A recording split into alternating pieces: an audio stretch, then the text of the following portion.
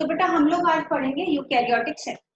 अब eukaryotic cell जो होता है बेटा किस किस ऑर्गेनिजम्स में प्रेजेंट होते हैं। जैसे हम लोगों ने जब बात करी थी प्रोकैरियोटिक सेल में, तो I told you that prokaryotic cells are the characteristic feature of kingdom Monera, है ना, कि किंगडम मोनेरा का कैरेक्टरिस्टिक फीचर होता है, क्योंकि किंगडम मोनेरा में वही एनिमल्स इंक्लूड होते हैं which are unicellular and prokaryotic in nature. तो अब हम देखें कि यूकैरियोटिक सेल्स किन किन किंगडम्स में प्रेजेंट है। आप लोगों को पता है बेटा, according to the R H. Whittaker, जो आर.एच. विटेकर थे, उन्होंने 5 किंगडम क्लासिफिकेशन दी थी। तो उन 5 किंगडम क्लासिफिकेशन में से eukaryotic cells are present in the Protista, Fungi, Plantae and Animalia. यानी ऑल दीज 4 किंगडम, ये चारों किंगडम के पास, या चारों किंगडम के जो एनिमल्स होते हैं, सॉरी एनिमल वर्ड नहीं यूज करूंगी, ऑर्गेनिजम्स, तो चारों किंगडम में जो ऑर्गेनिजम्स होते हैं they are having the eukaryotic cell. इनके अंदर क्या प्रेजेंट होती है बेटा, यूकैरियोटिक सेल्स प्रेजेंट होते हैं in the protist, fungi, plantae as well as animal. अब जो नेक्स्ट वर्ड या जो नेक्स्ट सेंटेंस आता है हमारी बुक में, according for the eukaryotic cell, उसमें ये वर्ड आता है कि there is a extensive compartmentalisation.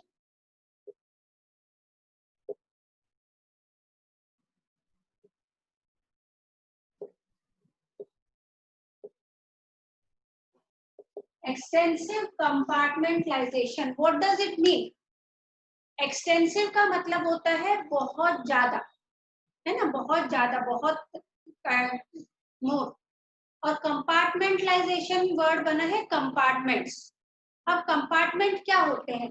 जैसे हम कह देते हैं ट्रेन में डब्बे होते हैं जो ट्रेन के, उन्हें हम कंपार्टमेंट्स कहते हैं।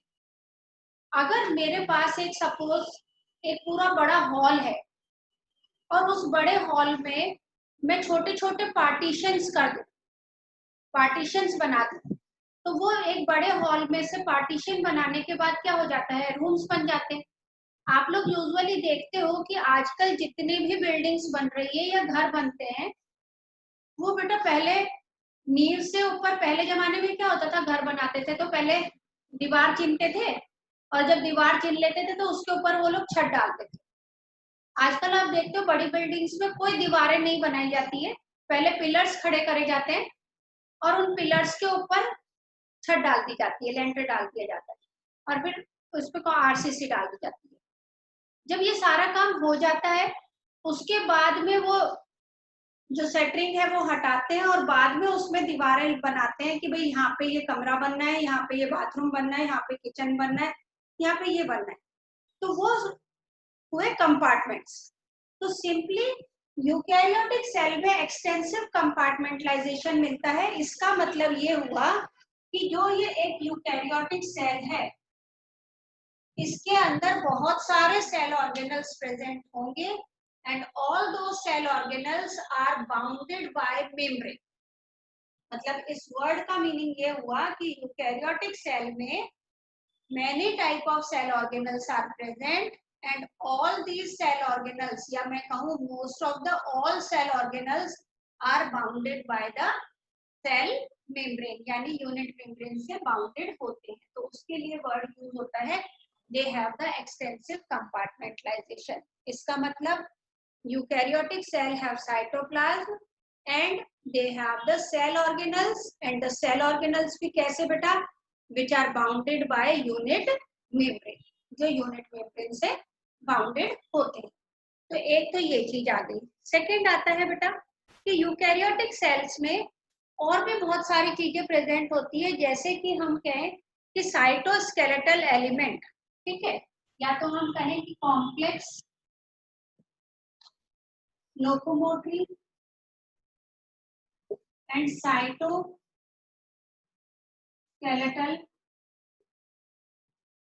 एलिमेंट। तो सिंपली ये जो दो वर्ड आए हैं कि the eukaryotic cell have a variety of complex locomotory and the cytoskeletal structure, इनका क्या मीनिंग है ना, कि इनके अंदर जो यूकैरियोटिक सेल होते हैं दे have the complex locomotory and the cytoskeletal element या साइटोस्केलेटल स्ट्रक्चर। इसका मीनिंग ये होता है बेटा, ये तो हो गया कॉम्प्लेक्स लोकोमोटरी। लोकोमोटरी यानी कि जो मूव कर सकते हैं, तो लोकोमोटरी यानी मूव कर सकते हैं। अब यहाँ पे सेल को मूव नहीं करवा रहे हैं हम भाई, सेल को के अंदर जो साइटोप्लाज्म है उसके अंदर जो मूवमेंट होएगा, साइटोप्लाज्म के अंदर जो मूवमेंट होता है उसके लिए स्पेशल सब्सटेंसेस प्रेजेंट होते हैं। दूसरा हुआ साइटोस्केलेटन एलिमेंट। साइटोस्केलेटन एलिमेंट का मतलब हुआ कि जो सेल की शेप को मेंटेन करके रखते हैं वो स्ट्रक्चर जो होते हैं they are called as the cytoskeletal element. तो कॉम्प्लेक्स लोकोमोटरी का मतलब जो इसके अंदर साइटोप्लाज्म का लोकोमोशन मूवमेंट होता है, that is also called as cyclosis. तो इसमें कुछ फाइबर्स प्रेजेंट होते हैं, तो जिसकी वजह से इसके अंदर साइक्लोसिस चलता रहता है, मूवमेंट चलता रहता है।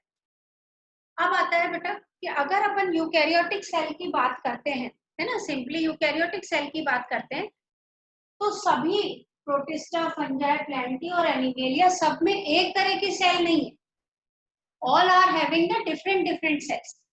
तो हमें इस चैप्टर में जो स्टडी करनी है, we have to study about the cells of the plantae and the cells of the kingdom Animalia.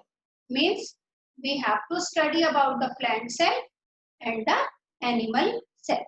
तो सबसे पहली चीज, क्योंकि हमें दोनों सेल्स की स्टडी करनी है, तो दोनों सेल्स की स्टडी हम सेपरेट करें, उससे बेटर है कि हम दोनों सेल में पहले ये देख लें कि सिमिलैरिटी चीजें कौन कौन से सिमिलर चीजें हैं and which of them are dissimilar. तो पहले हम लोग लेते हैं बेटा डिसिमिलर चीज, है ना। तो हम सिंपली ये कह सकते हैं, ये लोअर क्लासेस में आप लोग पढ़ के आए हुए हैं, that's why I am coming directly on that, कि प्लांट सेल में क्या डिफरेंस होता है as comparison to animal cells. तो सबसे पहला डिफरेंस होता है कि प्लांट सेल में क्या प्रेजेंट होती है बेटा, सेल वॉल, है ना। पहली चीज इनमें सेल वॉल होते हैं, एनिमल सेल्स के पास सेल वॉल प्रेजेंट नहीं हो। सेकेंड होता है that is they have the plastid. Plant cells के पास एक एक्स्ट्रा सेल ऑर्गेनल प्रेजेंट होता है which is called as plastid. 9th class में आप लोगों ने पढ़ा था प्लास्टिड के 3 टाइप होते हैं बेटा, one is chloroplast, chromoplast and leucoplast. Chromoplast coloured pigment लेता है, पेटल्स फ्लावर्स जो होते हैं वो क्रोमोप्लास्ट के होते हैं। क्लोरोप्लास्ट में ग्रीन पिगमेंट होता है, chlorophyll A, chlorophyll B. Chromoplast जो सॉरी ल्यूकोप्लास्ट जो होते हैं वो स्टोर करते हैं फैट, प्रोटीन, ठीक है, एंड शुगर। तो plastid is present in the plant cell which is absent in animal cell. Third, a large central vacuum, ये बेटा प्लांट सेल में प्रेजेंट होते हैं जो एनिमल सेल में नहीं प्रेजेंट। इसी तरह से हम देखें बाकी सारे सेल ऑर्गेनल्स ऑलमोस्ट कॉमन रहते हैं। अब हम देखें कि ऐसा एनिमल सेल में क्या एक्स्ट्रा है, ये तो नहीं होंगे एनिमल सेल में, लेकिन बाकी कॉमन फीचर के अलावा एनिमल सेल में और क्या एक्स्ट्रा है। तो animal cell having one structure that is called as centriole. Centriole जो है it is the characteristic feature of animal cell. Centriole is not present in the plant cell. Plant cell में centriole present नहीं होते। तो हम simply ये कह सकते हैं कि these are the differences between the plant cell as well as the animal cell. Okay, so now we have to write. Yes बेटा। तो बेटा हम लोग अब कर रहे हैं the structure of the cell organelles. Cell organelle का स्ट्रक्चर करने से पहले सबसे फर्स्ट जो हमें स्टडी करनी है वो करनी है बेटा the structure of the cell membrane.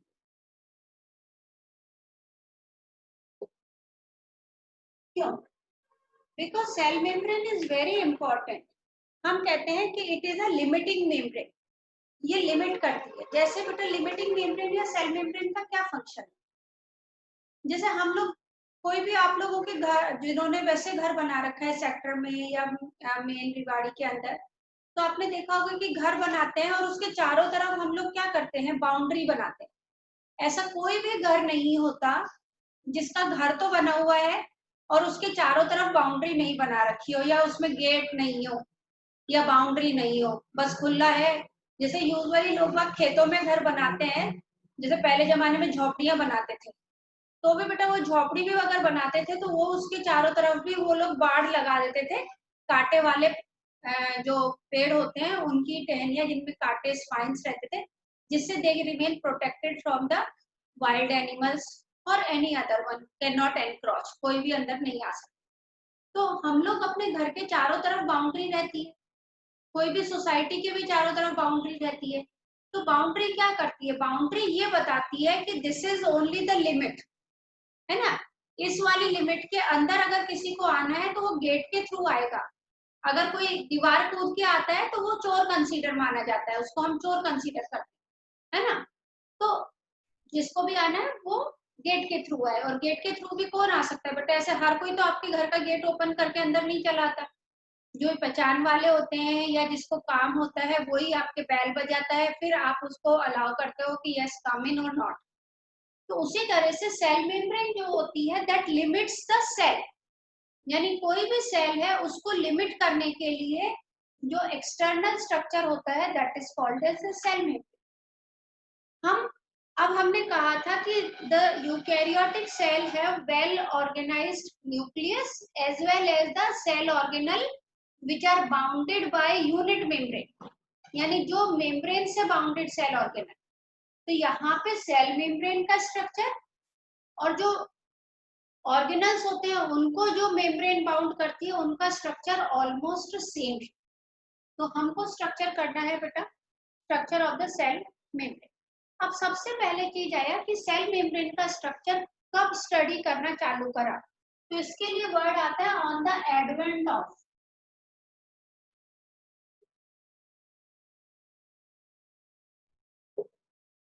Microscope, यानी कि एडवेंट ऑफ माइक्रोस्कोप। अब वो माइक्रोस्कोप तो पहले सिंपल माइक्रोस्कोप तो थे, जब इलेक्ट्रॉन माइक्रोस्कोप आए उसके बाद में जो सेल मेम्ब्रेन है उसका डिटेल स्ट्रक्चर किया गया।